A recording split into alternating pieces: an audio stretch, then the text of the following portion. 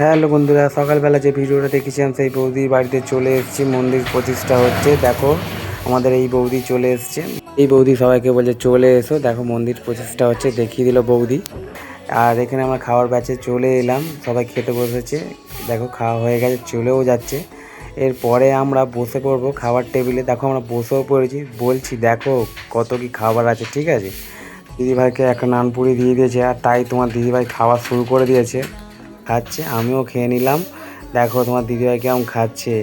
তারপর পলোয়া চলে এলো, সবাইকে দিয়ে দিচ্ছে। তারপর আলু কষার তরকারি একটা করেছে, তোমার দিদিভাই কেমন খাচ্ছে দেখো একবার, বুঝতেই পারছো। আমি তো বলেই দিলাম দারুণ হয়েছে, তোমার দিদিভাই তো খেতেই ব্যস্ত।